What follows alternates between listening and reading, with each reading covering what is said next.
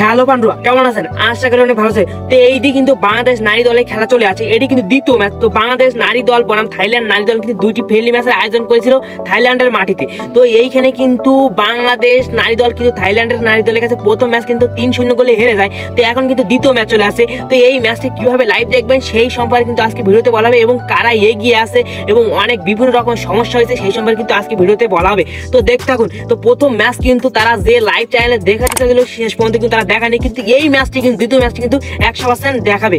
তো কোন চ্যানেলে দেখাবে অবশ্যই শেষ পর্যন্ত দেখতে থাকুন, দেখতে পাবেন।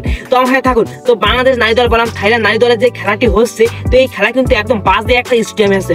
থাইল্যান্ডের স্কুলের মাটিতে কিন্তু এই খেলাগুলো হচ্ছে, মানে কোনো স্টেডিয়াম নেই, মানে কোনো দর্শক নেই। এই যে স্কুলের মাঠে কি দর্শক বা হবে? তো যাই হোক, এইখানে কিন্তু একদম বাজে মাঠে খেলা হচ্ছে। আর বাংলাদেশ নারী দল প্লেয়ারদের সাথে কিন্তু বাংলাদেশ কোচ বাটলারের সাথে কিন্তু একটা সমস্যা তৈরি হয়েছে, আমরা দেখতে পাচ্ছি অনেক নিউজ চ্যানেলের মাধ্যমে। তো এই সমস্যাটা দ্রুত কাটিয়ে উঠে তারা যেন ভালো কিছু জানতে পারে, কোচের সাথে কিন্তু সম্পর্কে একটা রাখতে হবে, না হলে কিন্তু এমন যদি হয় তাহলে কিন্তু দেখা যাবে যে আমরা সবগুলো ম্যাচ হারতে থাকবো। তো এই তো ফ্রেন্ডলি ম্যাচ, মানে কোনো সমস্যা না।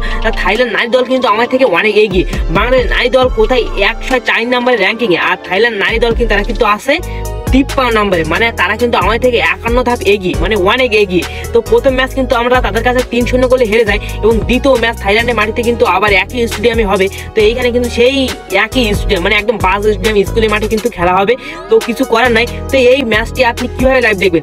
তো আপনি ইউটিউবের মাধ্যমে অনেক সুন্দরভাবে দেখতে পারেন। তো আমার এই স্ক্রিনশটে দেখতে পাচ্ছেন চ্যাং সুয়েক অফিসিয়াল নামে একটি ইউটিউব চ্যানেল। এইখানে কিন্তু তারা আবারও কিন্তু বলেছে, মানে ছবি ছাড়ছে, তারা কিন্তু টাইমও দিয়েছে বাংলাদেশ নারী দল বনাম থাইল্যান্ডের নারী দল এই ম্যাচটি কিন্তু তারা দেখাবে। তো বিকাল 5টার সময় এইভাবে কিন্তু আপনি দেখতে পারবেন।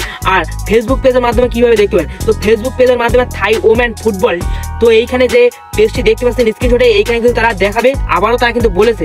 তো এই দুইটাইতে যদি একটাতে না দেখা তাহলে আপনি কিভাবে দেখবেন? তাহলে আপনি সরাসরি ফেসবুকে সার্চ দেন বাংলাদেশ নারী দল বনাম থাইল্যান্ড নারী দল আজকের ম্যাচ লাইভ, তাহলে দেখবেন অনেকগুলো লাইভ চলে আসবে। এর মাধ্যমে কিন্তু আপনি পুরো খেলাটি দেখতে পারবেন।